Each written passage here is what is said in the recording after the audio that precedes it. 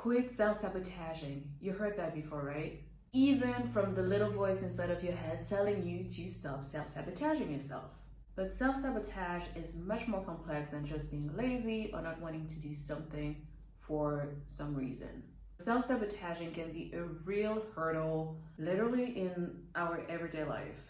It's really not fun to go through that. So let's figure out why we self-sabotage and stop that nonsense as soon as possible.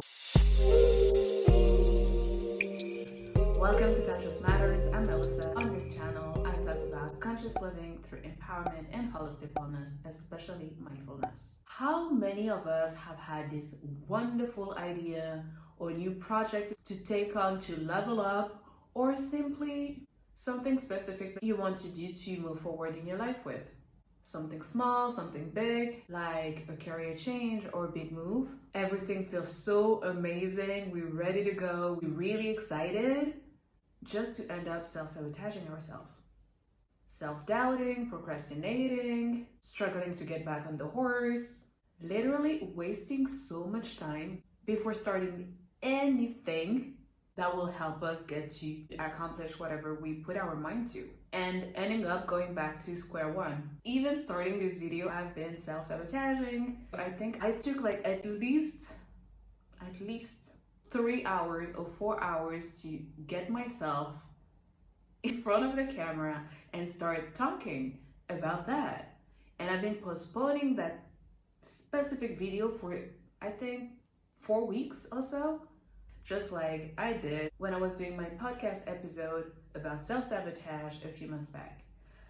I guess it never really leaves us. So tell me I'm not alone. I'm sure I'm not alone. But a confirmation is always nice, even though I know. But let's try to uncover that again. So today is a little talk about self-sabotage, especially for my recovering perfectionists.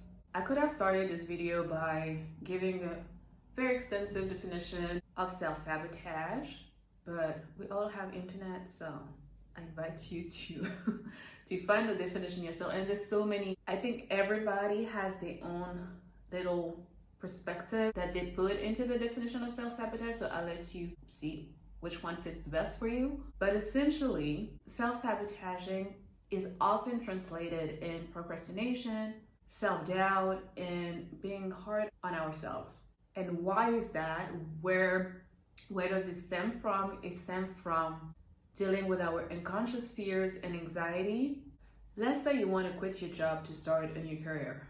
A career that you're very passionate about and that you know that you have value to give to others, to your future clients, to, I don't know, your audience, whatever it might be. But you cannot seem to take the step to give your notice, quit your job, start planning all of the admin and legal stuff to create your own business, and then start creating and do whatever you're great at or you're passionate about. And most of the time we feel frozen, I would say. Yeah, frozen. We feel frozen to take that step because we make that thing that we're trying to reach much bigger than what it actually is, or that big thing that we really want also triggers something inside of us. It could be a past experience somewhat similar. I had to deal with change and it didn't go that well, or a lot of things around it made you feel some type of way and not in a positive way. So we tend to associate past experiences with what we are currently experiencing right now, or what we'll assume we'll experience in the future. So we end up battling with our inner critic in the trenches of procrastination and self-doubt and all of these icky feelings that literally get us stuck in the same place. Even though we want to move forward, we're just like either stuck or we back it up. So it's really annoying.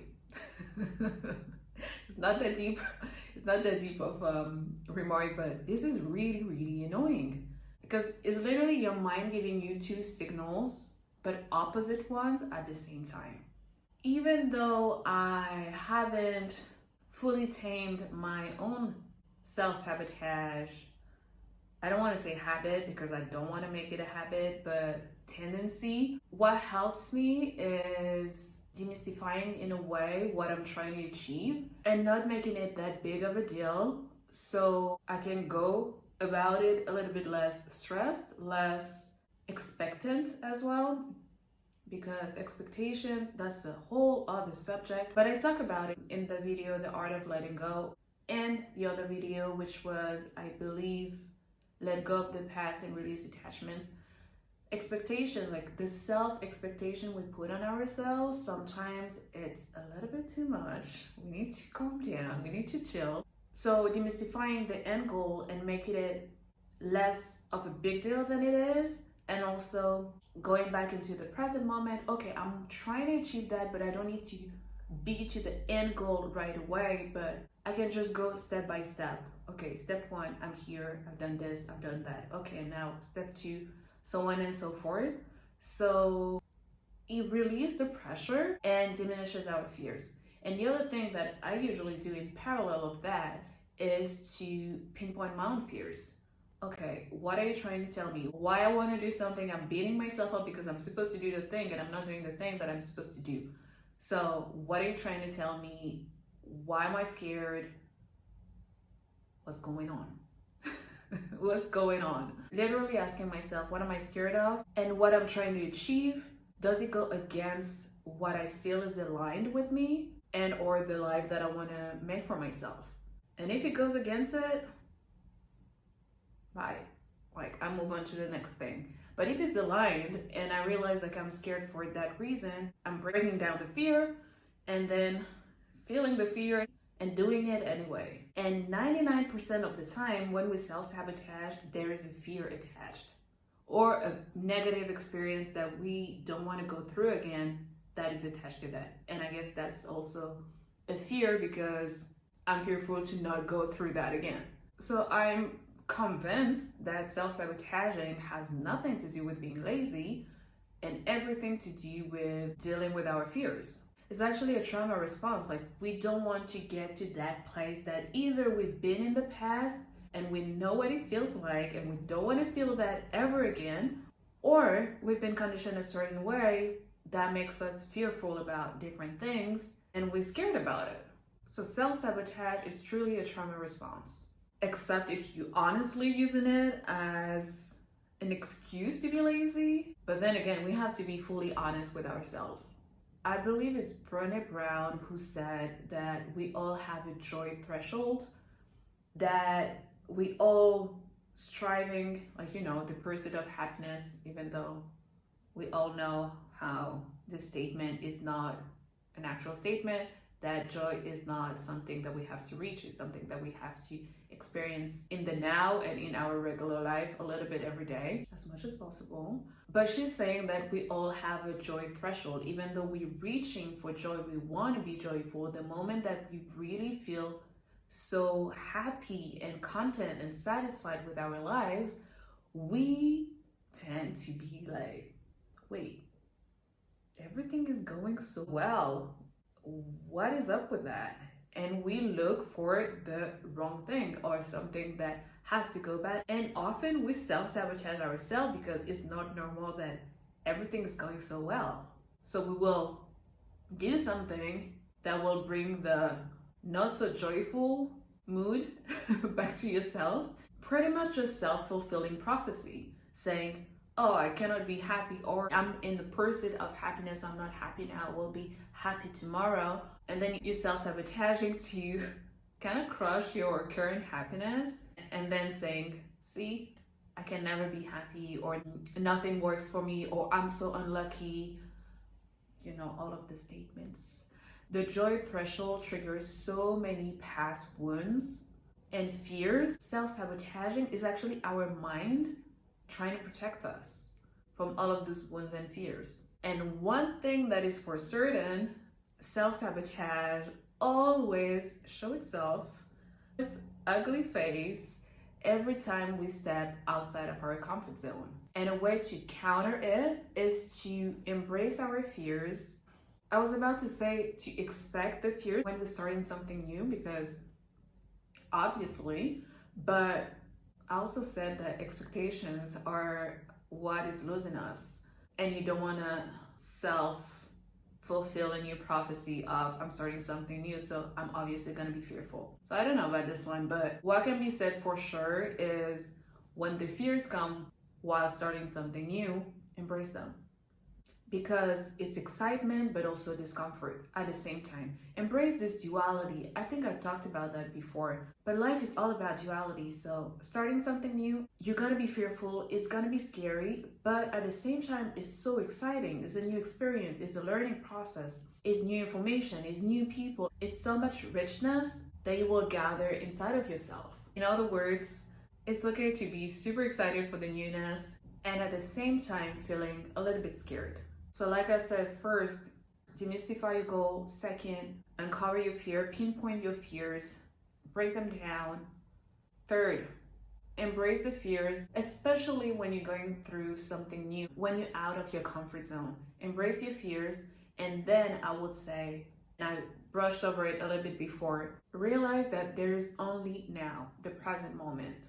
Stop postponing your goals, your visions, what you envision for yourself, your projects, just because you're scared. Stop postponing them, because when postponing, it will make you dread the thing even more. You will build on this dread, these fears, making them like a mountain when they could just be a little rock at the beginning. If it's a mountain, you will avoid it even more than when it was this little rock. You just made it like into this huge thing, this huge problem, and this huge fear. And the best solution for that is actions, actions, action, taking action. So yes, we do all of the groundwork before of uncovering and releasing our fears, but we do that by taking action as well. So break down the big goal that you have in smaller chunks, go step by step, so it's much more manageable like that, and you will feel less stressed. And when you're less stressed, you're less fearful. And when you're less fearful, you're less likely to self-sabotage. And I've been mainly focusing on self-sabotage coming from fears, but it can also stem from a lack of motivation. But I think that lack of motivation is most probably related to a fear. But once again, everyone has a different situation, a different life experience, so we cannot generalize everything. But when it's a lack of motivation, what's super duper helpful is to get clear on your intention. What are you trying to achieve with that goal, with that project that you want to take on? Is it aligned with your values? What are your values? Do you feel like you will still act in integrity, honesty, and loyalty to yourself or not? And once you're very clear on your intentions, is that aligned with my intentions? Be clear on your why. Now you know that it's aligned, but why is it aligned? Why are you trying this new thing? Why is that vision that you want to materialize in this physical world?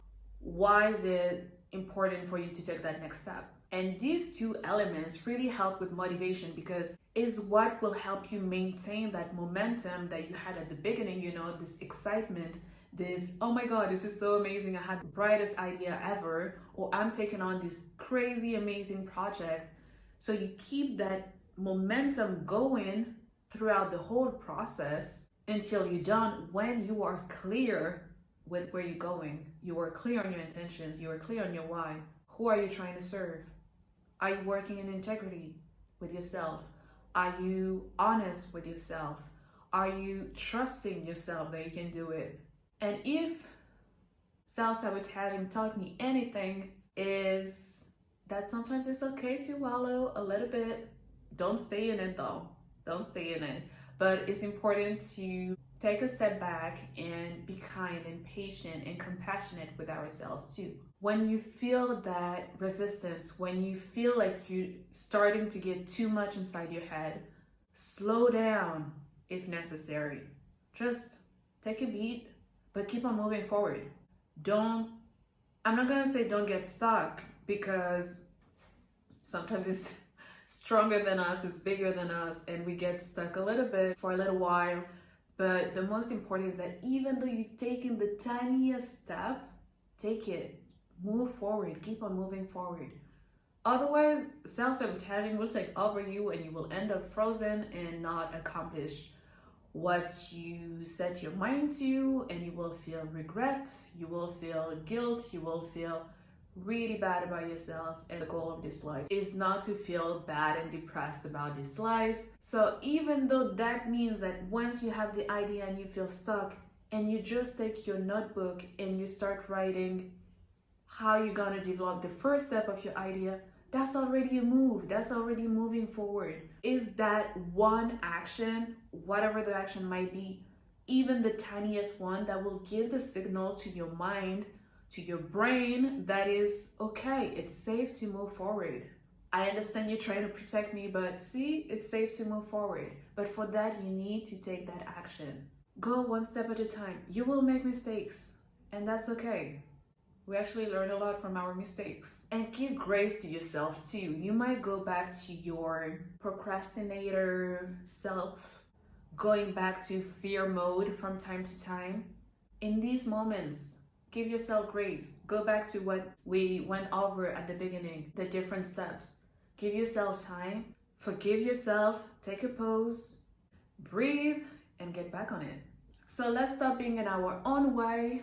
Let's move out of our own way. Let's stop holding ourselves back from our own greatness. We all have a part to play in the little time we all been allocated on this earth. So whatever your projects, your goals, your vision, whatever you want to take on, go for it. Go for it. You got this. We got this. Come on, let's do it. Self-sabotage is not going to be the end of us. A few months back, I made an entire episode dedicated to self-sabotage, which was quite extensive. I invite you to check it out if you want to get more into the nitty-gritty of it, because this video was more of a look, and I get deeper into the podcast, the audio podcast that you can find on all podcast platforms with the different content than here. So Apple Podcasts, Spotify, so on and so forth. Share in the comments, how do you self-sabotage and how do you get out of your self-sabotaging spiral most of the time? Like, what is your go-to action, or what do you do? But don't forget to like, comment, subscribe, and share this video so this channel can keep on spreading the word about conscious living through holistic wellness. As usual, stay true, keep showing up for yourself, and let your soul lead the way.